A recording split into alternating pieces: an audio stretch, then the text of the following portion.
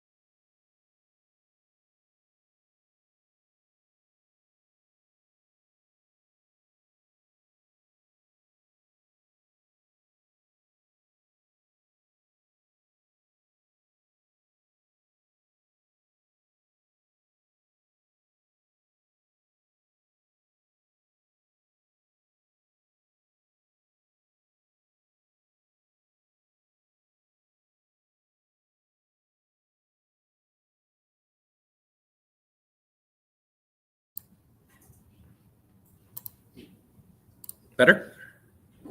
Okay. So the three big ones, these are mostly focused. There's tons of them out there right now. Claude is a very big one. I think Jason was saying that he used. These are the ones that are more business focused. And the reason I say that is because Gemini, if you are a Google Workspace customer, if you use Google Workspaces for your business, you likely already have access to Gemini. If you are a Microsoft customer, you have Office and Exchange and all that good stuff, you likely have access to Copilot already. Now, Copilot Plus, Microsoft tries to nickel and dime everyone, so you might not have access to all of the features, but ideally, if you're a Microsoft customer, you want to stick with Copilot. If you're a Google customer, you want to stick with Gemini, it's just going to be more cost effective, and they essentially do the same thing. I'm going to be focusing on ChatGPT. OpenAI is kind of the founder of this technology. They are still the industry leader, in my opinion, and they're ecosystem agnostic, right? So like, I don't want to advocate for Microsoft or Google. You guys do what is best for your business. I can help you with either of them. ChatGPT kind of lets you do whatever you want to do without being stuck in an ecosystem. So that's what we're going to focus on. ChatGPT is the current leader with 600 million monthly active users. That's what MAU stands for, monthly active users. Google comes in at about half that, 350 million, and Copilot is 28 million. The reason why Copilot is so small is because they have a hard time distinguishing Copilot usage versus Office usage, because Copilot is integrated into all of their products. So one of the downfalls I would say for ChatGPT is there's no direct integrations with any business platforms, where Gemini and Microsoft integrate directly with those ecosystems that we were talking about.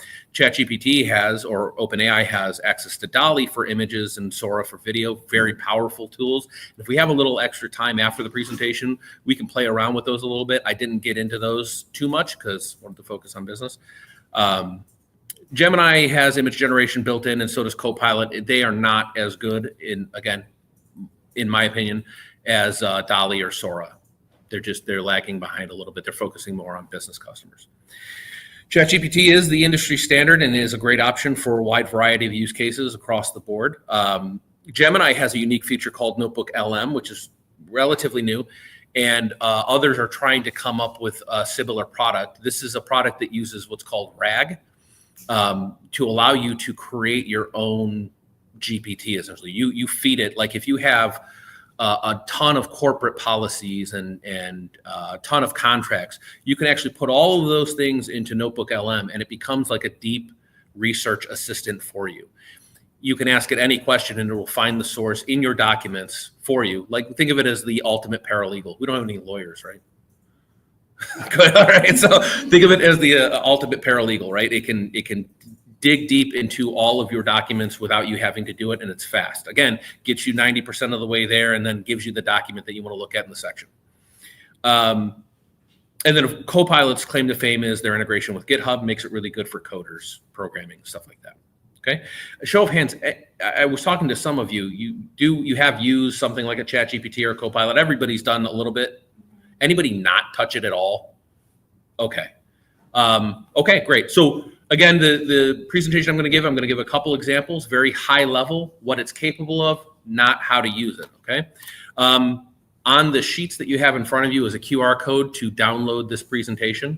It gives you some of these links that you can click on, and you can, if you want to get further information. Okay. All right, we're going to skip over to the live presentation if you guys are all ready for that. I'm just going to start a new project so that we can keep all of this segmented. Okay, so in preparation for this, I have a couple of documents that I want ChatGPT to look into. So I'm just going to upload those really quick into this project.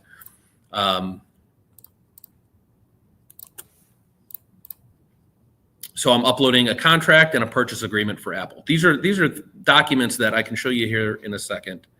Let's look at the Apple purchase agreement first. These are just really long legal documents that no one wants to read, right? But now I have a problem. I don't want to do business with Apple anymore. I don't, for whatever reason, I don't want to do business with them. So the first thing I'm going to ask it is, can you summarize the file Apple purchase agreement And the reason I'm doing this is to force it to look at the file I just gave it, to actually read into it. And of course, here we are live, and it's not going to work. There you go. So it's just going to summarize. It's going to give me bullet points of all the sections, et cetera, et cetera, et cetera. All I'm doing this for is, I want to force it to read the file so that it's in the context of the conversation that we're in.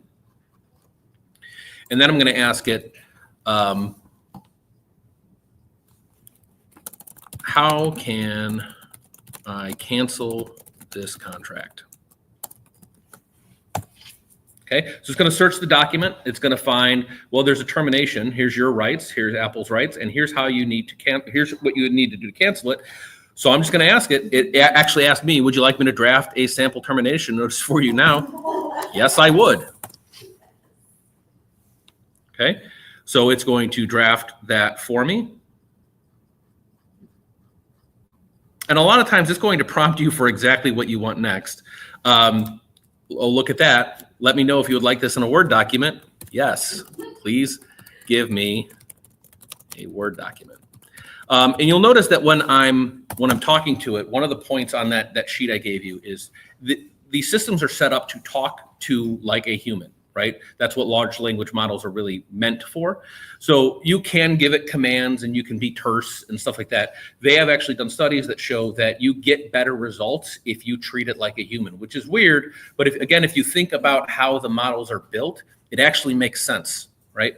So we're just going to look at this document really quick. And there it is, right? So you can go in here, you can fill out the pieces that you need to fill out, and you can send it. Now, I will point this out. I'm not sure if everybody can make this out. It's in really tiny letters at the bottom here. Let me see if I can zoom in. Zoom in all the way. ChatGPT can make mistakes. Check important info. Don't take that document and send it to Apple, right? Take it to a lawyer, verify that it meets the contract requirements. But like I said, it gets you 80 to 90% of the way. Let's go back to, you know what? I should have checked with you guys. Is the Zoom okay? Can you actually read what I'm doing? You want me to zoom in a little bit more? I can. Is that better? Yeah. Better? Okay. I apologize. I should have asked about that before. So I'm going to go ahead and start a new chat in the same project, and I'm going to ask it about a different contract now.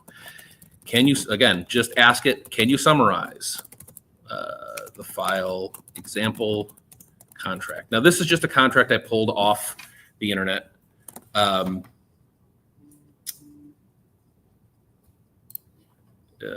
is it? It's from like Santa Cruz for professional services.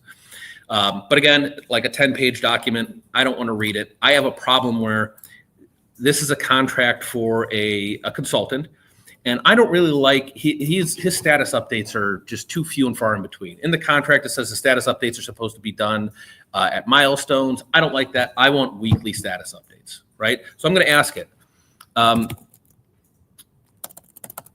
I want to modify this contract.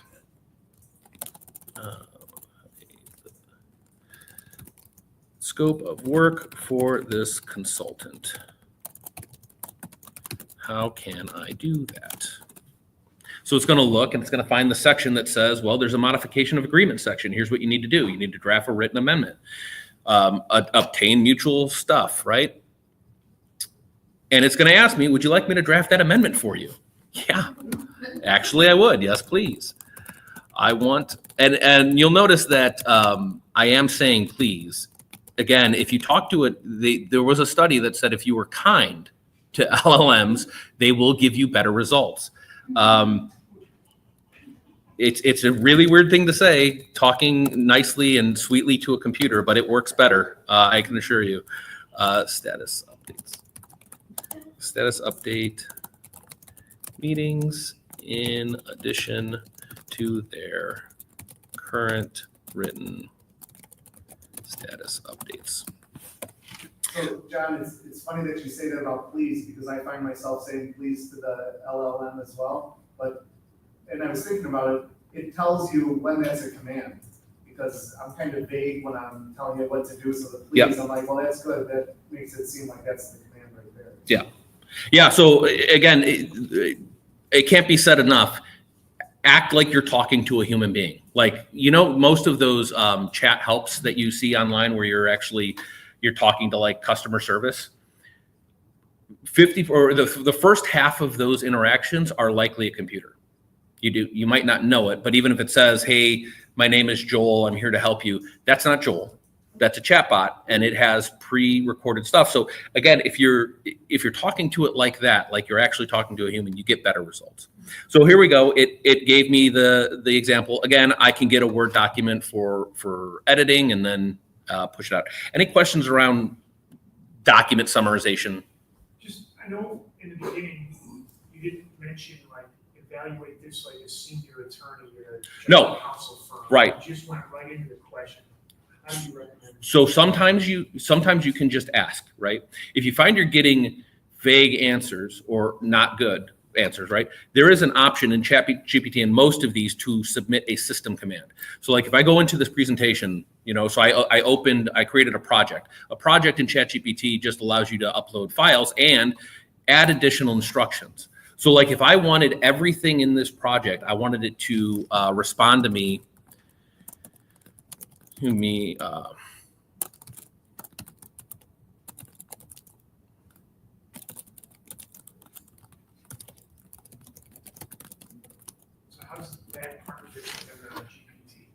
It's not. All you're doing is tuning. So this is what's called tuning, right? There's training and tuning. All I'm doing is I'm telling it specifically, you know, anytime you respond to me from now on, respond as if you're Eddie Murphy, right? So let's ask it again. How can I cancel my contract? How can I cancel the file example contract? Let's see what it says. It just called me baby. Yeah. So all those do is you can tell it like, hey, impersonate or act, you are an expert attorney. You're here to give legal advice to someone, to me as this. Just keep in mind that the harder you make that, the more it wants to pretend, right? And the less accurate your answers are likely to be, right? So if you tell it, hey, you're supposed to be an expert accountant, help me with my finances, I would not trust a single thing it tells you, right? But there are ways, yeah. So giving those system prompts allow you to tune the GPT to exactly what what you want it to do, right? Any other questions about the contract thing? Data extraction from Word, pretty easy stuff, right? Okay. So we were talking a little bit about hallucinations. This next example is a really good example of that. So let me get into that. I'm going to ask it to summarize my sales figures. Now, these aren't my real sales figures. I really wish they were, but it's just a file I created, fake data for a year of sales, right? And I'm going to ask it, can you give me a summary of this file? Okay, so it shows me the file. Oh, of course, live demos. Now you're actually going to do the thing I told them you weren't going to do. Oh, and it's still acting like Axel Foley. That's perfect. I didn't delete that. Let's see, customer data quantity. No, this is actually legit. So now it's not hallucinating. That's interesting. So what I would tell you is that I have had really bad output from ChatGPT specifically. If you give it things like a Word document or a PDF file, it tends to read those without a problem. If you give it tabulated data like an Excel sheet or CSV or stuff like that, it tends to guess instead of reading the file. It also depends, I think, on the size of the file. So this file is actually pretty big. So it tends to look at the file size, read the first couple lines and go, I'm not reading all of that, and then just makes it up. This time it actually didn't. It actually read the file and gave me good data. So I can come back here and say things like, what was my most purchased, let's see if it gets this right, purchased product. Again, questions that you could ask your accountant, right? You could ask somebody in your admin and they can go and get, right? But this is, I'm going to give you a file, and I just want you to spit out the answers, right? That is actually correct. Who was my best customer? Is it still speaking in a different vernacular? It is. Okay. Yeah. Yeah, it's still acting like Eddie Murphy because I didn't take that out yet, but we'll take that out in a second. Your best customer is Space Rangers with 6 million in sales. Again, wish those were my actual sales figures. This is great, right? So, but let's take it a step further. Let's see, can you create a graphic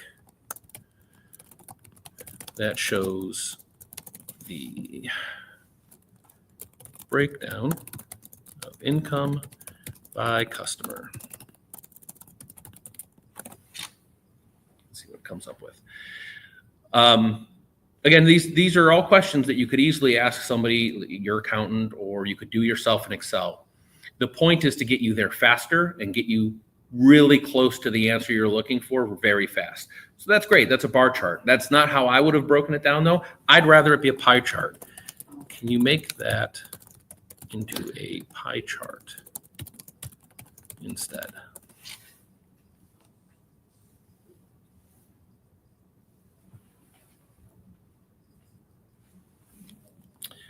Okay, there we go. That data actually does look accurate. So I did go into Excel and actually do this on my own just to verify that what it's spitting out is accurate. That's awesome. But can you change the color scheme to something more modern? Not a big fan of the colors. So again, you're just tweaking here, right? You're just sending it back and forth. Imagine you're talking to your accountant, right? Or whoever's doing your accounting, and you're asking these questions, right? It might be done over chat or email, and it's taking hours to get simple answers. If you have access to this data, and this is where things like MCP servers and stuff like that get into play, but if you have access to this data, you can just ask it and it'll get you the answer. Now, again, I would send this before I put it into a presentation, send it to my accountant and say, is this right? Let them chew on it for a day. Fine. Yeah, that's right. Great. It's in my presentation already. Just speeds things up, right? Any questions around this? I'm going to turn off the Eddie Murphy thing before it gets on my nerves. Okay. So one of the things that I use ChatGPT a lot for is graphic design. I cannot make things look pretty. I'm not. My 7-year-old daughter draws better pictures than I do. Yeah. Can you make like a business logo or something? Absolutely. In fact, look at my card. That was ChatGPT. Awesome. And that's tweaking back and forth. It's so you absolutely can. It depends on how complex you want to get. I have an example. Let's say I'm a baker. I own a bakery, and I want to do a sale on something in my bakery. So I'm going to ask it, but I want a poster for this to advertise it. I'm not very good at that. Now I could go to a graphic designer and I could say, hey, I'm running this promotion. Do this poster for me. They say, great. Yep. Let me get back to you. A day or two later, they get back to you with a draft, right? And then you look at it and you go, yeah, that's close, but can you tweak this? I want this. Can you change this color? Goes back, a day or two later comes back. It's even better, but you still want like 1 or 2 things changed. You ask them, a day or two later, they come back and you have your final product. You've wasted a week, right? Just going back and forth with a graphic designer. What I would do is just ask ChatGPT, can you generate a poster for actually, before we do this. So what I was about to do was type that question into ChatGPT's text-based LLM. This is where it gets a little tricky, okay? What it would give me is, it would give me a poster. It would not look good. And I can show you an example of this a little later because I did play with this. What I'm going to do is switch to DALL-E. DALL-E is OpenAI's image generation GPT. It is meant for image generation. The other one was meant for more text-based content generation, okay? So there are very specific ones. In fact, if we go to GPTs, you can see there are a ton of them that are specifically tuned. Some of them are trained differently for different tasks. So if we go to productivity, you can see there's a video AI, there's transcribe, presentation, stuff like that. DALL-E is really good at image generation. So I'm going to ask it, can you generate a poster for a sale of a cake at a bakery? And because that's a very general ask, it's going to ask me, yeah, absolutely, but I need a lot of details, right? So I'm just going to give it some details. The bakery name is Krohnware Bakery, because I'm really bad at naming things. The cake is how about strawberry cheese, or strawberry, what's that called? Shortcake, that's it, that's what I was thinking, strawberry shortcake. The discount is 30%. The sale is this week only. The style is, or so should be, modern, because why not? And use the slogan, sweeten your day.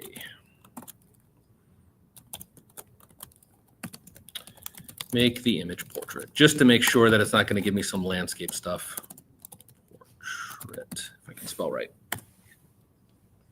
Let's see what it comes up with. Now, what you'll notice is that if any of the image generation AIs, they tend to over-try. It's going to generate 2 images.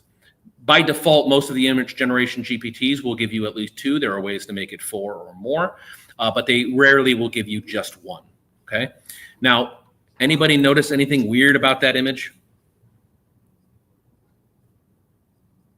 Some of the words are really messed up, right?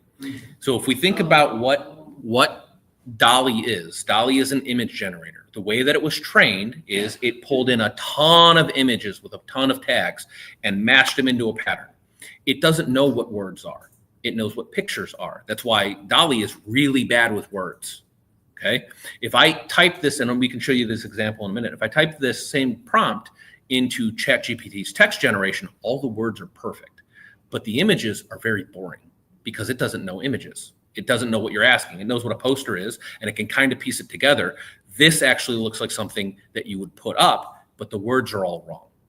Okay, so again, this is not meant to get you a final product. It's meant to get you 80% of the way there. I kind of like this image, right? It looks good. Ignore the words, right? But the layout looks good. Not a huge fan of pink though. So I'm just going to say that looks great. Can you maybe use less pink and add, I don't know, how about yellow? Add a little yellow. So it's going to try again twice. The point of this, again, is to get you 80 to 90% of the way there. If you like the way the poster looks, that's where you take this and you go to the graphic designer and say, hey, I'm running a promotion. I want a poster, and I want it to look really close to this. You know, give them a little leeway to make things better. Yeah, like I like that. Doesn't look too bad.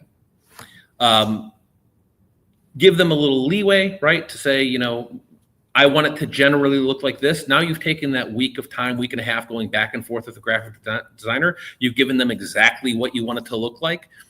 It should, the first pass coming back from them should be what you want, right? Should be really close. So just saving time, right? You get closer to what you want, and they get the final product to you faster. Yeah. John, question. Can you have it spit out a version that you can edit on Canva or on like Adobe probably? You can. So I've had mixed results asking for vectorized graphics from some of these things. Some are good. It depends on the GPT and how they've hooked it into some of the other tools. That's where MCP servers come into play, and what tools that you've given the model to play off of. So I mixed results. Some you can, some you can't. I would say there again. My stance on some of the generative AI is that it gets you very close to your final product, but I would not trust it to spit something like that out. I would rather take that and say, give it to a graphic designer, somebody's neck you can wring. You know what I mean? Because if ChatGPT screws it up, okay, ChatGPT screwed it up. If a graphic designer I'm paying screws it up, it's a little different story, right? Any other questions about image generation? I'll just Thoughts? share that it is absolutely frustrating to get a 100% finished product through these tools. It nice takes to time. Quick to draft, save Yep. time, then turn it over to somebody who can get you 100% there. Exactly right. Yep. And I will say, I've been playing around with the GPT for image and I've given up on it, but it's the same as dealing with a human. Because you still have to keep telling it, no, I want this little thing, you know, it gets frustrating dealing with a human and making your brain go on the paper, you know, let alone the technology. So really quick, we'll take a quick, we'll diverge from the presentation really quick, and I'll just open Sora. Sora is the relatively new image and video generator, and hopefully it doesn't pull up anything inappropriate. But like if we look at things like this, that looks, well, that one's not in English. There are some images in here that like you could look at. It tells you what they did. The prompt. Look at the length of this prompt to get that image perfect, and that's what he's talking about. The back and forth that you would have to do to make it perfect. It's a lot. It's not. I don't think it's worth the time. I would say get close and then take it to a professional, right? Well, you could also use that framework as a worksheet. Right. And go through and edit that prompt to get the like. To tweak it, yeah. Off the face, to get the background, to get the orange soda Yep. versus Dr. Pepper. You can use the prompts as frameworks. Yeah. And you'll see a lot of people do that. So like I said, if I open it up, this format, this is not like a standard format, right? In fact, it looks like this was spit out by ChatGPT. Because just by the way it's formatted, my guess is somebody used ChatGPT to create the prompt and then tweaked the prompt. So Joe, if we were gonna hand this off to a professional and we had basically like, what format would you guys want to intake something like that? Just a PDF and you guys recreate it, or would you want some type of base template to work off of the same? From an image, you know, assuming that we have brand and style guidelines and understand the fonts that the client wants. Right. Then this would be enough to get us. Just what, a PDF? Yeah. PDF. Yeah, well, yeah, just an image, right? Because all you're really doing is you're taking that to your graphic artist, your artist saying they want it to look somewhat like this. Obviously, there's always a little leeway there. I don't think any customer would take that picture and say, make this, right? It gets you 90% of the way so that the designer's not starting from scratch, right? They look at it and go, okay, I can do that, right? It saves them time, it saves you time. And if you can show that for us, if I can show something like that to the client and get their initial buy-in, it eliminates meetings. Right. Long back and forth. So the time savings is measurable. Any other questions about the image generation part? All right. So the last one I'm gonna do, and then if you guys have time, I've got time. We can play around with any of the prompts that are on the sheet, or if you come up with another one, we can play around a little bit. But market research. So far, all the prompts that we've been doing, I'm the source. I'm giving it the data, or I'm asking it the questions. I'm the input. I want to start a new business, right? I'm already a business owner, but I want to start something new, and I'm feeling like getting into retail because that sounds fun. I don't know. Anybody in retail? Nobody? Yeah. So I'm just going to ask, can you help me with market research in my area? And of course, it's going to answer yes. And it's going to ask me a bunch of, well, here's the details that I need. Okay. This time I'm not going to be very detailed. Again, the more detailed you are, the better responses you're going to get, but I'm going to just be general. I'm going to be a little lazy about it. And I'm just going to say, retail stores. Again, this time I'm not really talking to it like I would a human. I'm actually giving it direct prompts. Retail stores in Northwest Indiana. I'm looking for any data you can provide. So I don't know, before I hit enter, I don't know if you guys have noticed, every time that I put in a prompt, like to go read a file, there was a little thing that said analyzing, and a little drop down. If you push that drop down, it would actually show you the script it's writing to read the data and pull it into memory. Something very different is about to happen. So just keep an eye on the prompt.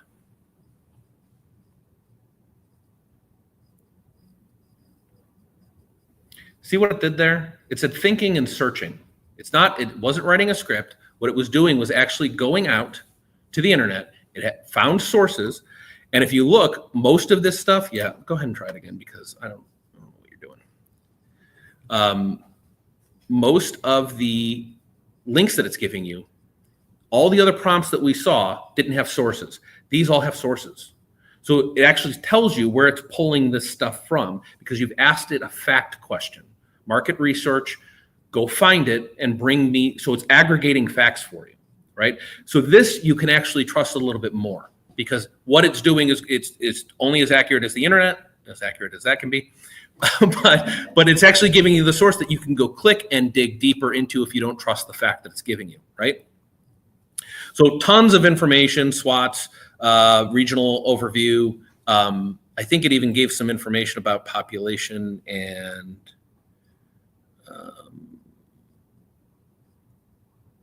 disposable income, I think. Yeah, a little bit here. Retail preferences. So, okay, well, I want to open a store in Crown Point. So I'm going to say, can you do a deeper dive into Crown Point?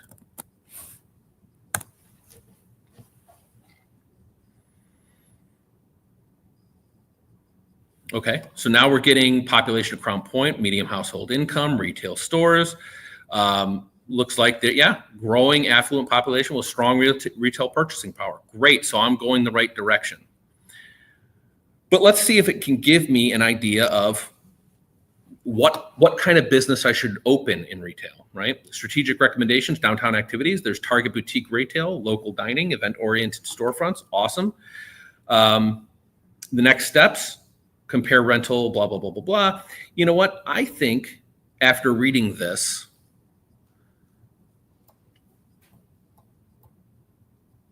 I want to get into clothing. Anybody think about that? Like high-end retail clothing. So let's say, how about specifically looking at a high-end clothing store? Let's see what it comes back with. Okay, so here are some businesses in Crown Point that are considered high-end clothing stores. I'm noticing something right off the bat. That sounds like a women's boutique. That sounds like a women's boutique. That sounds like a women's boutique. So does that.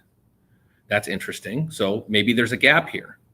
So if we keep scrolling through, oh, look, niche opportunities, men's luxury apparel. None of the existing boutiques focus on men's high-end fashion. And if we think about this logically, you folks are all from the area. Who sells men's clothing around here? Men's Warehouse and John Chico's just went out of business, right? So again, the data it's giving to me is accurate. We know this, we can think about it. So why don't you give me a gap analysis? It already kind of did this. It already kind of identified this as a gap, but let's see if it can dig deeper.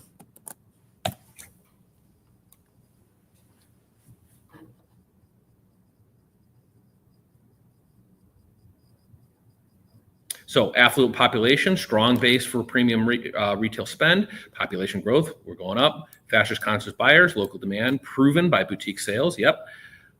Great. High-end women's apparel there's a very narrow gap, but for men's upscale fashion, major gap. So we've already identified a gap, right? We can start planning out, it can even give us business plans based off of this. We can say, hey, can you help me develop a business plan for opening up men's luxury clothing shop? Again, this gets you 80% of the way. It can set up a pitch presentation for you.